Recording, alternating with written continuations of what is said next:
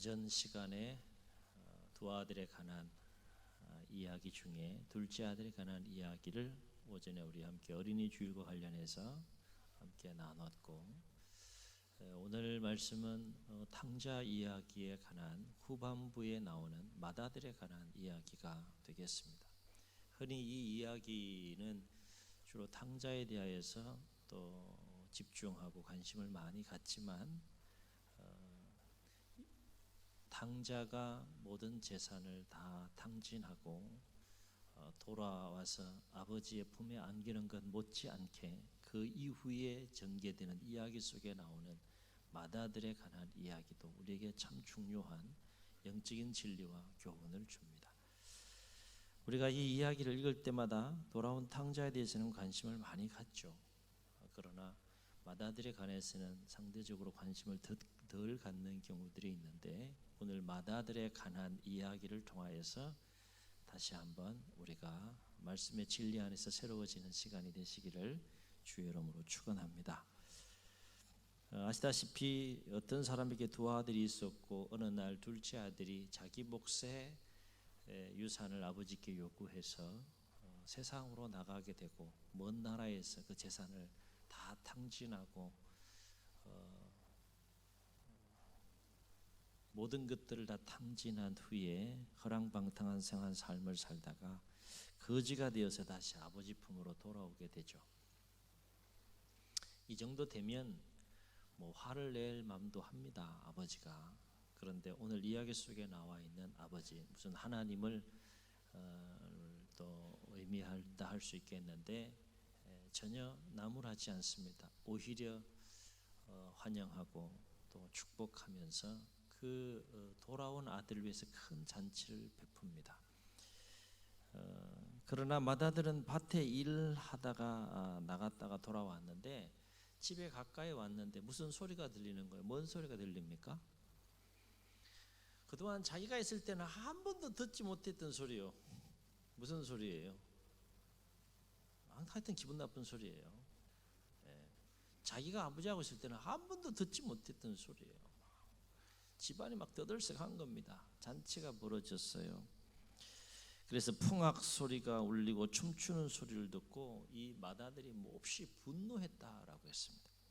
왜냐하면 아버지가 자신을 위해서는 염소 새끼 한 마리도 잡은 적이 없는데 재산 다 탕진하고 돌아온 이 동생이 돌아온 일로 인하여서 뭘 잡은 거예요? 살찐 송아지를 잡고 큰 잔치를 베푸는 겁니다. 여러분이 하면 화가 나겠어요? 안 나겠어요? 1번 화낸다, 2번 화 안 낸다. 가봐야 안다. 하여튼 이 맏아들은 분노가 치밀어 오르는 거예요. 나는 도대체 뭔가, 저 동생에 비해서 나라고 하는 이 맏아들인데 그래도 내가 이 집안에 나라고 하는 존재는 도대체 뭔가, 이런 생각이 들면서 분노가 치밀어 오릅니다. 그래서 28절을 보면 그가 노하여 들어가고자 하지 아니하거늘 아버지가 나와서 권한대라고 했습니다. 집에 들어가기가 싫은 거예요. 동생은 들어왔는데 막상 맏아들은 형은 들어가기가 싫은 거예요. 노하였다라고 하는 말은 오르기스테라고 하는 헬라 그 원어를 사용하는데, 이 오르기스테라고 하는 헬라 원어는 그 어떤 의미가 담겨 있는가 하면 화를 내다, 격분시키다라고 하는 뜻을 지닌 오르기조라고 하는 단어의 미완료형입니다. 미완료형이라는 건 뭡니까? 동작이 끝나지 않고 계속 진행 중인 거예요. 그런데 이 오르기조라고 하는 그 동사의 본래적인 의미는 어떤 의미가 또 담겨 있는가 하면 콧구멍을 벌렁벌렁 거린다, 이런 뜻이 담겨 있어요. 왜 콧구멍을 벌렁벌렁 해요? 안 해보셔서 잘 모르시는구나. 안 해보셔도 돼, 이런 거는. 근데 콧구멍을 벌렁벌렁 하면서 뭐 한 겁니까? 막 뜨거운 바람이 코에서 막 나오는 거. 왜 그래요? 속에서 열불이 나니까, 막 열이 막 나니까. 아주 강한 분노를 나타낼 때 사용하는 단어가 오르기조라고 하는 단어라고 합니다. 그런데 이 오르기조 단어의 미활용인 오르기스테라는 단어를 사용하니까 지금 맏아들이 밭에서 일하다가 들어와서 풍악 소리와 춤추는 소리가 들리는데 집에 들어가고 싶지 않은 상황 속에서 어떤 상황이 있는가 합니까? 막 콧구멍이 벌렁벌렁할 정도로 막 강한 분노를 계속 표출하면서 밖에서 지금 시위하고 있는 이 맏아들의 모습을 여러분 상상해 보면 좋겠습니다. 그러니까 이제 안 되겠다 싶으니까 누가 나선 거예요? 아버지가 나서서 들어가자라고 권하는 모습이 바로 28절의 모습이라 할 수 있겠습니다. 그만큼 집을 나갔다가 다시 돌아온 동생이 싫은 거예요. 그리고 동생을 위해서 잔치를 베푼 아버지는 또 더 싫은 거예요. 분노가 식지가 않습니다. 그래서 맏아들은 아버지에게 대들면서 이렇게 말합니다. 29절과 30절 한번 보세요. 29절 30절 함께 읽겠습니다. 시작. 아버지께 대답하여 이르되 내가 여러 해 아버지를 섬겨 명을 어김이 없거늘 내게는 염소 새끼라도 주어 나와 내 벗으로 즐기게 하신 일이 없더니 아버지의 살림을 창기와 함께 먹어버린 이 아들이 돌아오매 이를 위하여 살찐 송아지를 잡으셨나이다. 쉽게 풀어보면 이런 표현이에요.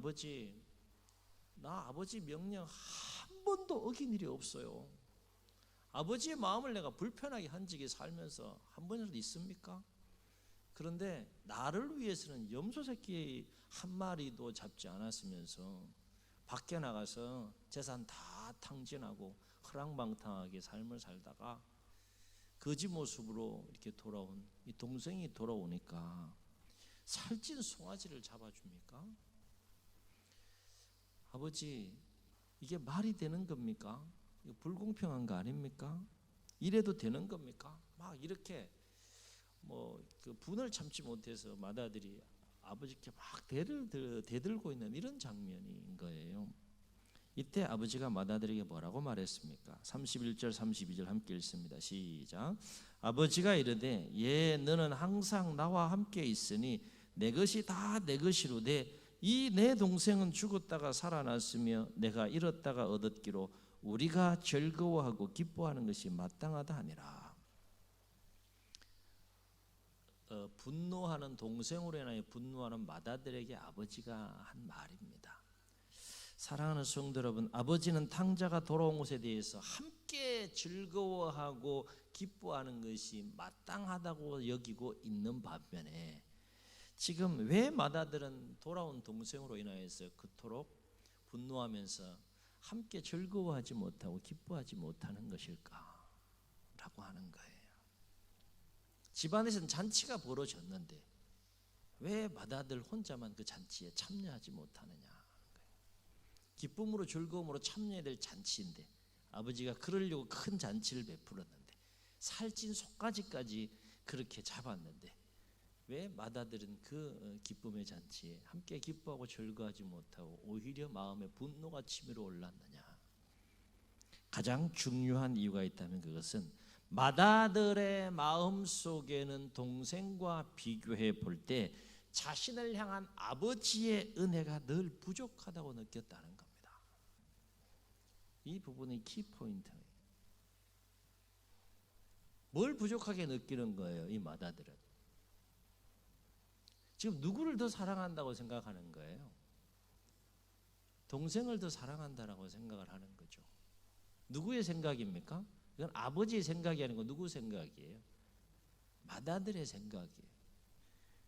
가뜩이나 그런 마음이 쭉 평상시에도 있는데 비유에 관한 예수님께서 비유로 말씀하신 거지만 얼마나 기간 동안 방탕하고 시간을 보냈다가 돌아왔는지 모르겠지만 맏아들은 그 둘째 그 동생이 돌아오기를 간절히 기다리는 아버지의 모습을 매일 봤을까요? 안 봤을까요? 좀 만나보세요. 성경을 읽어보셔서 좀 만나보세요. 매일 본 거예요. 그러면서 무슨 생각이 들었을까요? 야, 나는 이 집안에 그래도 맞인데 동생만 더 못한가? 이런 생각이 스물스물 들어왔겠어요? 안 들어왔겠어요? 오늘 전체적인 분위기와 맥락을 보면 그런 마음이 들어온 거예요.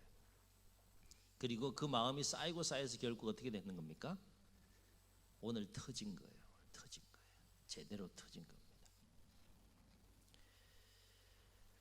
분노할 수밖에 없었던 마다들의 마음속에는 어떤 마음이 있었는가 하면 동생과 비교해 볼 때 아버지의 은혜가 늘 부족하게 자신에게 임했다라고 생각했던 거죠. 그런데 오늘 말씀 보면 우리는 마다들을 향한 아버지의 은혜가 결코 부족하지 않았음을 확인할 수 있어요. 아버지는 재산을 둘째 아들에게만 나눠줬습니까? 첫째 아들에게도 나눠줬습니까? 말씀을 통해서 확인해 보겠습니다. 12절 보세요. 둘 다 똑같이 나눠줬어요. 12절 함께 읽겠습니다. 시작. 그 둘째가 아버지에게 말하되 아버지여 재산 중에서 내게 돌아올 분깃을 내게 주소서 하는지라. 아버지가 그 살림을 누구에게? 각각 나눠줬다 그랬어요. 각각. 둘째 아들에게만 나눠준 것이 아니고 맏아들에게도 재산을 각각 나눠준 거예요. 또 맏아들이 동생으로 인하여 아버지께 불평할 때 아버지가 맏아들에게 한 말이 뭡니까? 31절 함께 읽겠습니다. 시작. 아버지가 이르되 예 너는 항상 나와 함께 있으니 내 것이 다 네 것이 아니냐. 내 것이 다 누구 거라고요? 네 거 아니냐. 내가 너와 항상 함께 있고 내가 가지고 있는 모든 것이 맏아들 네 거 아니냐. 정황상 보게 되면 둘째 아들보다는 맏아들에게 더 많은 재산을 물려줬을 것이라는 생각이 들어요. 불평할 이유가 없습니다. 무슨 말입니까? 맏아들을 향한 아버지의 은혜가 결코 부족하지 않다는 것을 지금 이야기하고 있는 거죠. 그럼에도 불구하고 맏아들은 자신이 아버지로부터 받은 은혜에 만족하지 못하고 늘 아버지께 받은 은혜가 부족하다고 여기기 때문에 동생이 미울 수밖에 없는 거예요. 그리고 그런 동생을 나갔다 돌아온 그 동생을 환대하는 아버지 또한 야속하고 미울 수밖에 없는 상황이 오늘 탕자 이야기 후반부에 나오는 맏아들에 관한 이야기라는 겁니다. 사랑하는 성도 여러분, 오늘 우리가 맏아들에 관한 이야기를 통해서 주목할 것이 뭘까? 예, 이거 주목해 봅니다. 우리가 신앙생활을 하면서 맏아들처럼 우리를 향한 하나님의 은혜가 늘 부족하다고 느끼게 되면 결코 행복한 신앙생활을 할 수 없다는 거예요. 아멘. 깨닫는 은혜가 있기를 주의 이름으로 축원합니다. 하나님의 은혜를 우리가 받고 날마다 삶을 살아가는데 그 하나님께서 나에게 부으신 은혜에 대해서 어떻게 생각하는가 하면 맏아들처럼 생각하는 거예요. 맏아들처럼 생각한다는 건 뭡니까? 나에게 임하는 하나님의 은혜가 늘 부족하다고 생각하는 거예요. 그러면 결코 신앙생활을 행복하게 할 수 없다는 겁니다. 오늘 맏아들 모습을 통해서 이와 관련해 세 가지 이유를 발견할 수 있는데 첫째는 좀 전에 언급했던 것처럼 늘 자신을 향한 하나님의 은혜가 부족하다고 생각하기 때문에 신앙생활에 행복이 없는 거예요. 물론 우리는 날마다 하나님의 은혜를 더욱 사모하면서 삶을 살아가야 합니다. 그런데 우리가 여기서 분명히 기억해야 할 것은 나를 향한 하나님의 은혜가 부족하다고 느끼면서 하나님의 은혜를 사모하는 것이랑 나를 향한 하나님의 은혜가 부족하지 않고 족하다고 여기지만 더 풍성한 은혜를 사모하는 것이랑 같아요, 달라요? 이거는 서로 다른 겁니다. 왜 나에게는 이만한 은혜를 하나님께서 부어주시지 않느냐라고 하는 그 부족함을 느끼는 가운데 하나님의 은혜를 사모하는 사람과 나에게 부어주신 하나님의 은혜가 결코 부족하지 않다고 여기고 족하다고 여기지만 그래도 더 풍성한 하나님의 은혜를 사모하며 하나님께 나아가는 자는 서로 다르다는 거예요. 이건 질적으로 다른 차원입니다. 왜냐하면 전자는 늘 하나님의 은혜가 부족하다고 느끼기 때문에 신앙생활에 만족과 행복이 없지만 후자는 비록 더 풍성한 하나님의 은혜를 사모하긴 하지만 이미 부어주신 하나님의 은혜가 족한 거예요. 그러니 더 풍성한 은혜를 사모하는 그 분량의 은혜를 하나님 주시지 않으셔도 신앙생활에 불평이 없는 거죠. 행복한 거예요. 이미 만족한 거예요. 이와 관련해 좋은 예가 사도 바울이라 할 수 있는데 바울은 자신을 그토록 괴롭히고 힘들게 하는 육체의 가시라는 것이 있었습니다. 육체의 가시에 대해서 여러 가지 학자들 사이마다 또 해석들을 하는데 어쨌든 바울을 굉장히 괴롭게 하고 힘들게 하는 육체의 가시가 있었는데 이것이 좀 제거가 되면 좋겠다는 간절한 마음이 있었어요. 이것이 제거가 되면 사도로서 더 정말 멋지게 쓰임받고 사역을 할 수 있을 것 같아요. 늘 걸림돌이 되는 겁니다. 그래서 하나님 앞에 간절히 3번 간구했다 그랬어요. 간절히 3번 간구했다는 적당히 간구하는 것이 아니라 생명 걸고 전심으로 정말 진지하게 하나님 앞에 이 문제를 가지고 마음을 통해서 기도했다는 겁니다. 그때 하나님께서 바울에게 이 육체의 가시를 제거해 달라고 기도하고 간구하는 바울에게 하신 말씀을 바울이 고린도후서 12장 9절을 통해서 전하는데 하나님이 바울에게 뭐라고 말씀했는가 하면 이렇게 말씀하셨다는 거예요. 나에게 이르시되, 한번 따라해 보시겠습니다. 내 은혜가 내게 족하도다. 하나님이 바울에게 육체의 가시를 제거해 달라고 하는 그 간절한 기도에 대답하신 것이 뭔가 하면 내 은혜가 내게 족하도다. 이는 내 능력이 약한 데서 강하여짐이라. 그렇게 하나님께서 말씀하셨다는 거예요. 무슨 얘기입니까? 바울은 지금 하나님의 은혜가 부족해서 간절히 육체의 가시를 제거해 달라고 기도했는데 하나님께서 응답하신 건 도리어 어떤 내용이었다는 겁니다. 부족하지 않다는 거예요.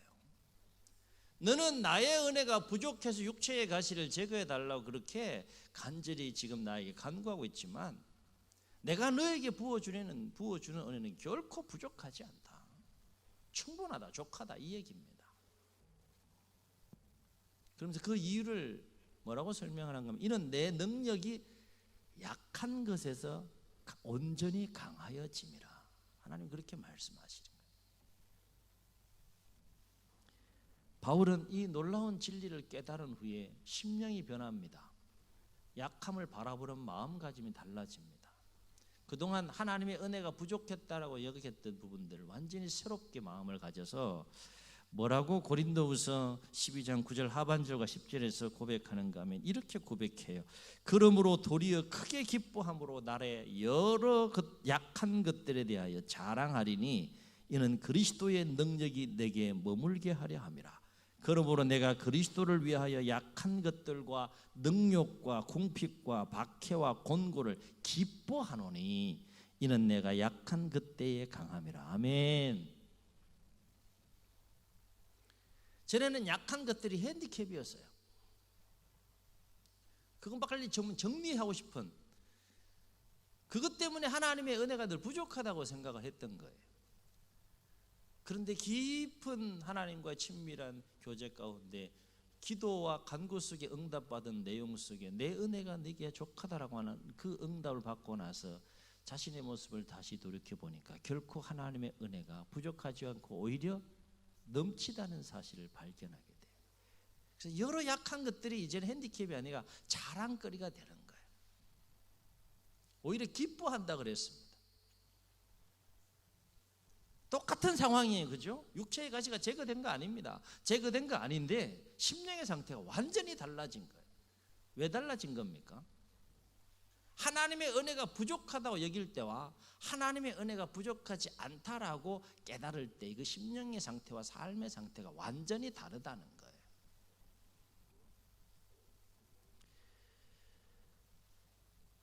우리가 하나님의 은혜가 늘 부족하다고 느끼면 왜 신앙생활을 행복하게 하지 못할까?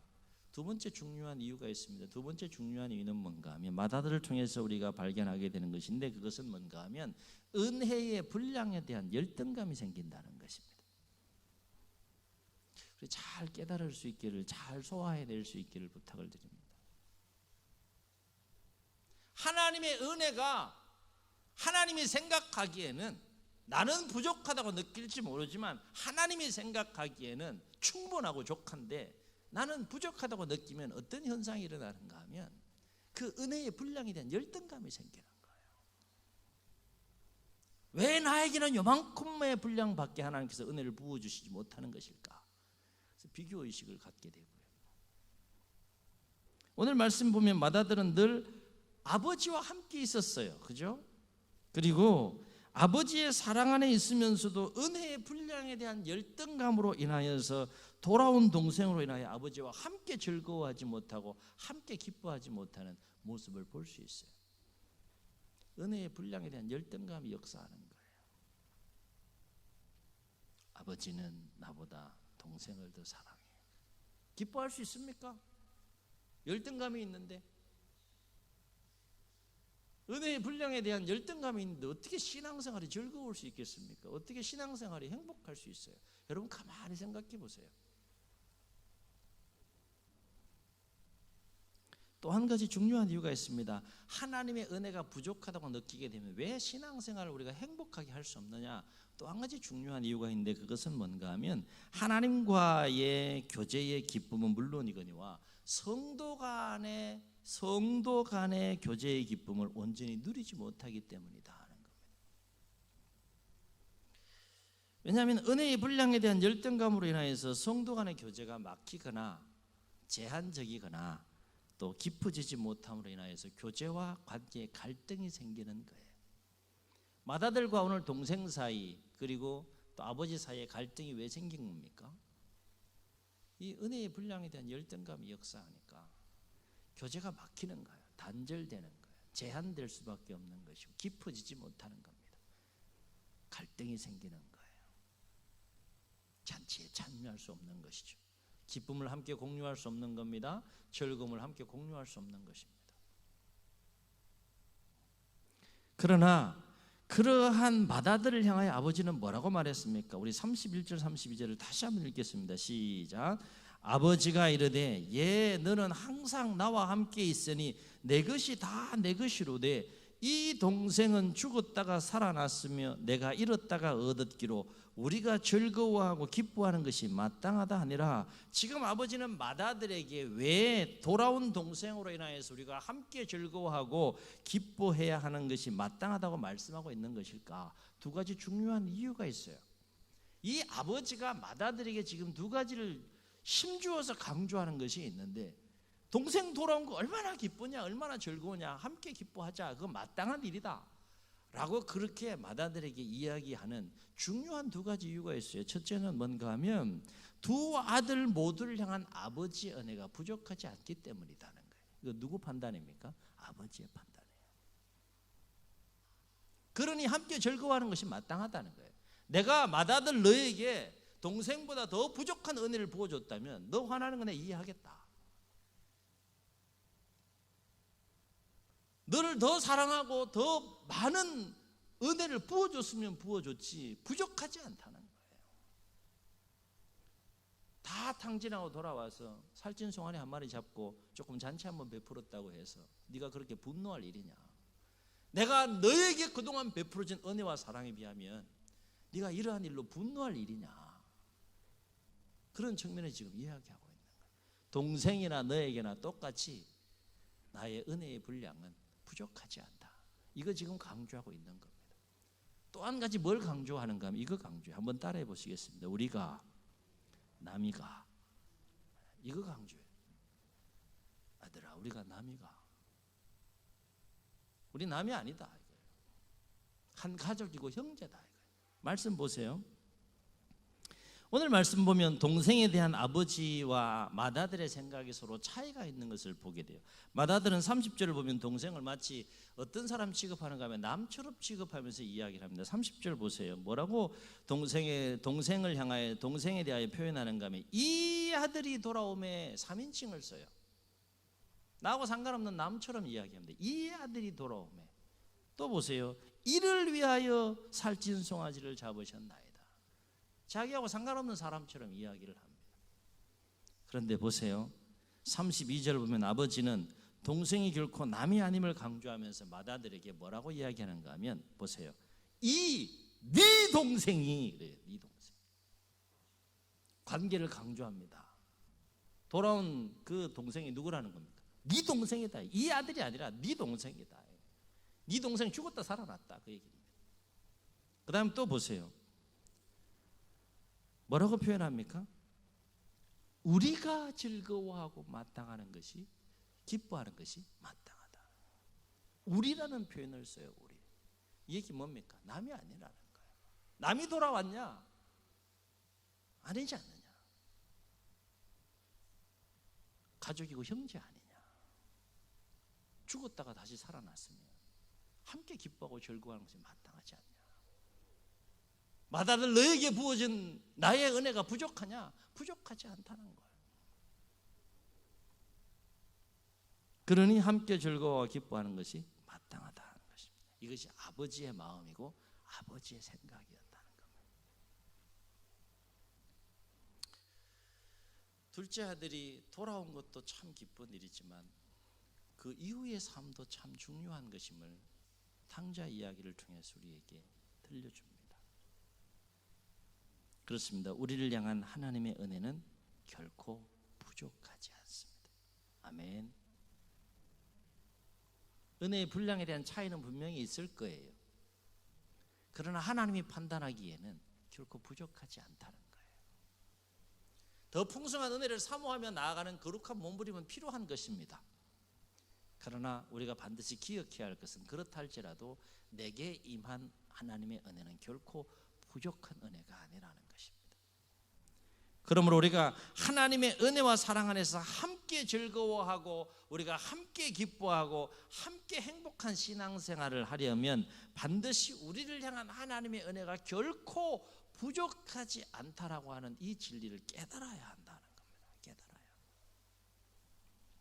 바로아버지는 늘 아버지의 은혜가 부족함을 느끼면서 행복하지 못했던 맏아들처럼 신앙생활하지 마시고 나를 향한 하나님의 은혜가 족함을 깨닫고 우리를 향한 아버지 하나님의 마음으로 함께 즐거워하고 함께 기뻐하며 함께 신앙생활의 여정을 감당해 갈 수 있는 우리 모두가 될 수 있기를 예수님 이름으로 축복합니다. 축복합니다. 우리 말씀을 기억하시면서 우리 함께 찬양하시고 우리 통성으로 한번 기도하시겠습니다.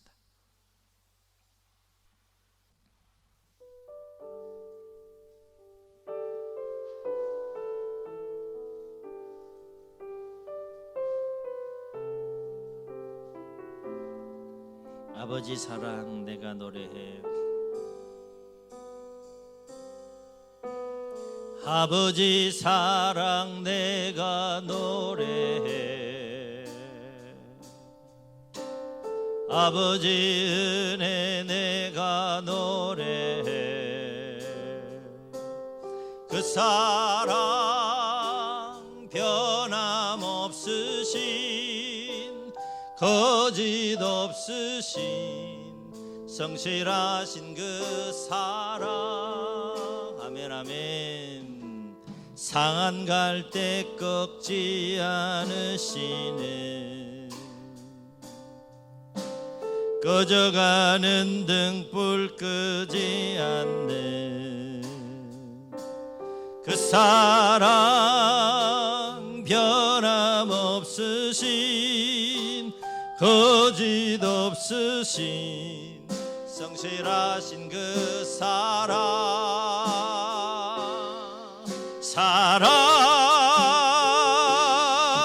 그 사랑 날 위해 죽으신 날 위해 다시 사신 예수 그리스도 다시 오실 그 사랑 죽음도 생명도 천사도 하늘의 어떤 권세도 막을 수 없는 영원한 그 사랑 예수 그 사랑 그 사랑 날 위해 죽으신 날 위해 다시 사신 예수 그리스도 다시 오실 그 사랑 죽음도 생명도 천사도 하늘의 어떤 권세도 끊을 수 없는 영원한 그 사랑 예수. 눈을 감으시고 우리 말씀을 기억하시면서 통성으로 한번 기도하시겠습니다.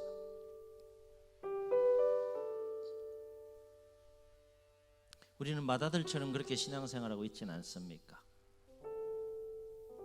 우리를 각자를 향한 하나님의 은혜와 사랑은 결코 부족하지 않는데 부족하다고 느끼면서 우리가 맏아들처럼 그렇게 신앙생활하고 있는 모습은 없습니까? 죽었다 다시 살아난 동생이 돌아왔으면 아버지처럼 함께 즐거워하고 함께 기뻐하는 것이 마땅한데 그 즐거움과 기쁨을 함께 공유하지 못한 채 늘 나를 향한 하나님의 은혜가 부족하다고 느끼면서 행복하지 못한 신앙생활을 우리가 하고 있는 모습은 없습니까? 오늘 말씀이 우리에게 다시 한번 도전이 되게 도와주셔서 더 풍성한 하나님의 은혜를 간절히 사모하며 나아가되 현재 내가 누리는 하나님의 은혜가 결코, 하나님의 사랑이 결코 부족하지 않음을 깨닫고 아버지의 마음을 가지고 함께 즐거워하고 함께 기뻐하고 함께 행복한 신앙 여정을 감당해 갈 수 있는 우리 모두가 될 수 있도록 주님 도와주시고 주님 역사하여 주시옵소서. 이런 마음을 담아서 우리 주님 세움 부르시고 말씀 기억하시며 통성으로 기도합니다. 주여.